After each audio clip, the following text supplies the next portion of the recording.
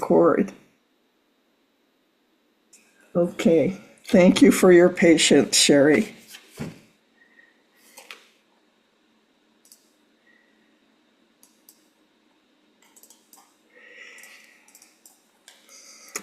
Sherry Pere, did I pronounce that right? Chari Pere. Sherry Pere is a cartoonist who has created content for the Washington Post, the Lily and Mad magazine. She has also collaborated with New York Times bestselling author Gretchen Rubin and actress Miriam Bialik. Mayim Bialik. Okay, sorry.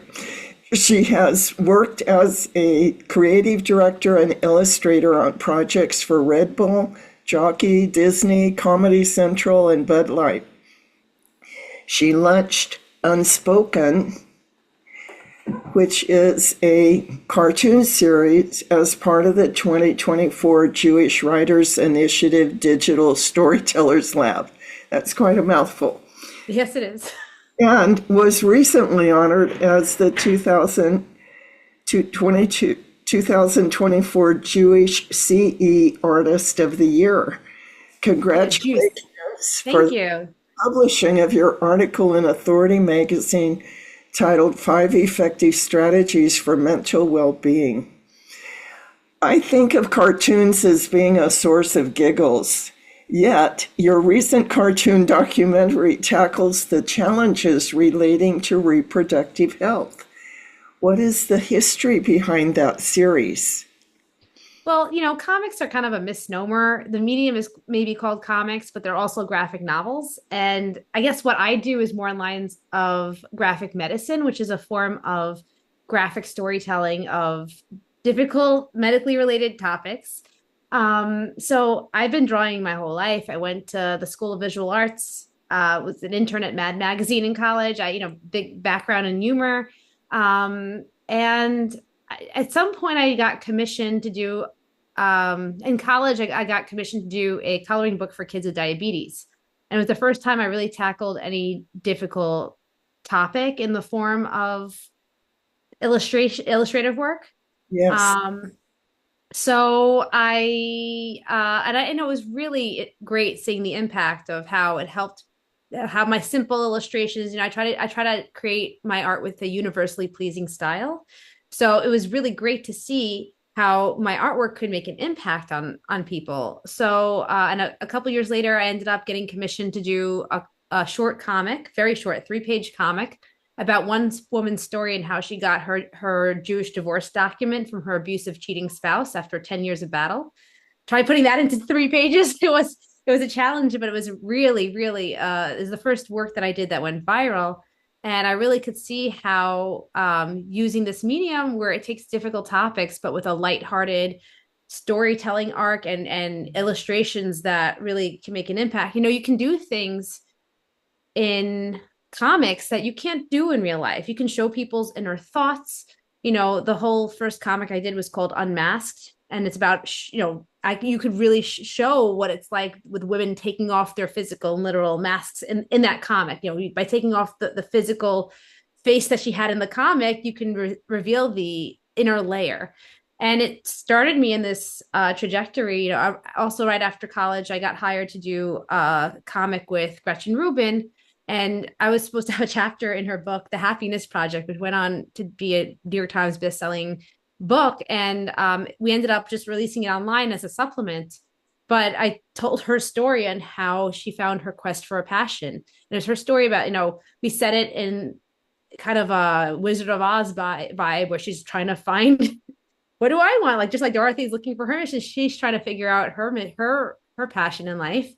Um, and you can really use metaphors and really creative visuals to engage in storytelling that might not be something that you'd want to sit down and read. So when I had my miscarriage in 2014, there wasn't really any material that, even just articles, there wasn't much out there to help me understand what someone else in my shoes was going through. Yeah. So given my whole experience, I really felt it was my duty to tell my own story in this comic medium. And actress Mayim Bialik of Blossom and The Big Bang Theory, she shared my comic, and it kind of expanded after that. And I went on to tell other people's stories. And for all of us, for me and the people whose stories I share, it really is a good way to heal ourselves, because I firmly believe that the only way to really heal from anything is to do good, and you figure out how to turn something bad into something positive. So it sounds like you're saying you have a great deal wider emotional freedom in comics or cartoons. Yep. Endless budget. I mean, hey, it's just me and a pen. I can draw whatever I want. I don't need any Hollywood budget to tell big storylines. I could have aliens come in to represent emotions, all that stuff. Anything that I want to tell a story can be told. I love that. I love it. I also love that you quote, and I'm quoting you, living anxiety free is nearly impossible. That's telling the truth. And yet you listed several very deliberate steps you take to minimize anxiety. What are some of your strategies? The first thing is to find the right people to talk to, because the wrong people will blame the anxiety instead of put it out. I Yeah. mean, look, we live in a world where we're always on. It's no longer the time where like the phone's at home, I'm out, I can go for a run, I can talk to friends, no one's gonna ping me. Those days are gone. There's no way to just completely shut off anymore. Yeah. Although as an Orthodox Jew, I do appreciate the Sabbath where I am 25 hours free from Yeah. technology every week. But I digress. That's just that's the day that I can recharge. But as a whole, as a society, we're just going on and on and on. And you get a lot of opinions. You post anything on Facebook, people will either, people have to have something to chime in, and or if you just say a comment, someone just contributes, and it may be positive contribution and it may not be. So it's training like anything else, but finding the right people is the first step to like um having a support team. And you also mentioned setting good boundaries to protect yourself from people that are a negative influence on you. How, Yeah, and that's not easy. Sorry. how do you go about setting a boundary with someone? I think you have to realize, like, if somebody is impacting you and you're not getting sleep, or you're feeling this pit in your stomach when you interact with them, sometimes it could be someone at work or a friend. Sometimes it could be family, and there's different ways to set boundaries. So you have to figure out, is it, I can't call this person for a while? Is it, I don't call this person in the morning, I call them at night when it's, or vice versa, when I know it's going to be a shorter conversation. Every case is different. Yes. Um, and if it's someone that you let in on a more frequent basis, sometimes you can just say, "Oh, I'm busy. I can't," which is true. We're all Yes. busy, right? So like right now I'm very busy. I'll call you back when I'm free. So it's about figuring out how you want to handle this person. And in some cases it might be, let's just, not reach out at all. And if they reach out back, then sure, maybe I'll pick up when I'm in the right headspace. But we feel an obligation right now with our phones and with email to respond right away and to be on all the time. And we don't have to be. And we can just take a beat and recognize, in this moment, is this going to make me better or worse? And I am a mom of 3 young kids. And if I'm not in a good headspace, how can I help them? So Right. it's, we tend to view this as something that's, selfish. Like, I have to help other people all the time. And I am such a people pleaser, and I'm a recovering people pleaser. Not that I don't want to please people, I still do all the time. But sometimes I have to just figure out, how can I function to help take care of the people who rely on me right now? How can you manage your own priorities and limit the amount of time that goes to those that drain your energy? Yeah, it's a muscle like everything else. Just like exercising, you have to exercise this muscle of, how can I get to a better place where I am feeling less anxious and I can function and then handle people in the way I can handle? Yes. So you're controlling the people pleaser gene in you. Yes, very much. That is a good way of putting it. Well, some of us have had, in the past anyway, a very strong people pleaser gene that has caused us to drain energy on causes or people or relationships that really don't serve us very well. So, learning how to set appropriate boundaries is one of my favorite topics. Thank you Oh, for yeah. mentioning that. I'll never forget. I have a story from high school where I used to like, I was all the teachers' best friends. I was the cartoonist in the school. All the teachers were asking me for favors. And one teacher took a moment to be, you have to learn how to say no, not to me, but to the other, to other people. Not to me, but to other people. Several times you mentioned the role of your husband in your self care. What is it about him that is supportive to you? Oh, my husband. I mean, we're both Orthodox Jews in the creative fields. I'm Yeah. a cartoonist and writer and creative director. He is a voiceover actor. He edits all my comics. He is the voice caster and director of all the films. He's the co-producer of the Unspoken series. I mean, we get each other. Oh, We understand this creative vibe that is not necessarily something that most people can understand. And we try to be there when one of us is down. We try to push the other up. One of us really needs help in the creative, like, there's a basic understanding. Both all the fields that we work on, they're different, but they're not so different because they're still like you have to have an ear or an eye for the creativity. So we're on the same wavelength when it comes to the projects we produce and just getting it. So, thank goodness we're very supportive of each other and all of our projects. and does that partnership work just as well with your children?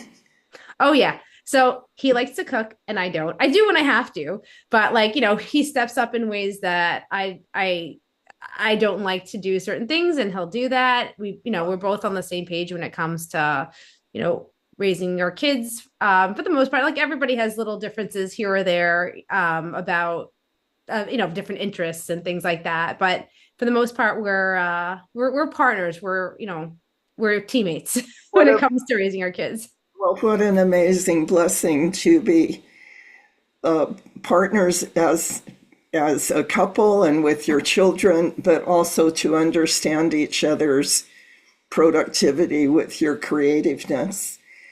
So you mentioned having a favorite playlist. Tell me about your favorite playlist. So I have my own, and then I also recently just discovered this station on Pandora that basically takes my playlist and then adds random new ones. So I'm very excited. It's the Happy Playlist, Uh-huh. and it's a mix of 70s, 80s, recent music all combined, and it's just about upbeat positivity. I love Andy Grammer. Andy Grammer has very positive music with great messaging. He's our family's official favorite singer. And we have, I don't know, I'm born like 3 or 4 decades too late. Like I grew up loving all the 50s, 60s, 70s music. And so I try to find songs that have both uplifting, music and messaging. Yes. So I have a playlist anytime, from whether it's you know, um, like first of all, the soundtrack from Guardian of the Galaxy is basically like my life on a screen. So anything that's like 70s soft rock, like that kind of vibe. But also like on top of the world. Like there's so many different types of music by so many different bands. Happy, uh by Farrell. There's wide range, but anything that really puts a smile on your face. My favorite song of all time is September by Earth, Wind and Fire. So anytime that's up, I just want to like, get get excited. And there's actually playlists out there. There's lists of like the top 50 songs that are scientifically proven to make you happy. And I think the top is by Queen, Don't Stop Me Now. So that kind of messaging where like it's really upbeat, happy songs, and like the messaging is also don't stop me now. Just keep going. I understand that your children get involved in this music with you. Yes, yes. Every morning now they ask, "Can you put on some music?" Lately, actually, it's been a lot of Wicked for obvious reasons, but um, they like me putting on the music, and then my youngest one likes to initiate a dance party almost every time. So I love that. I love that you share that with your children or that they enjoy that uh, with you. I want to thank you for spending a few minutes with me this morning and sharing more about your, not only your profession, but your relationships and what that profession has meant to you personally and means to other people that understand the message in the medium that you use, perhaps understand it better than they would in a typically written book. So thank you so much again, Chari, for joining me. I wish you the very best and I would love to see some of your work. thank you very much. Well, you can view all my work on my website, charipere.com. It's spelled very differently than it sounds. It's CHARIPERE.com. The Unspoken cartoon series can be found there. Yeah. And I have Instagram at Chari Pere Art, CHARIPEREART, and on Facebook as well, and LinkedIn too. You can find me there. Thank you so much for adding that. I meant to ask, where people could reach you, and I forgot. So I'm very glad that you added those links. Thank you again, Chari. Thank you, Nancy.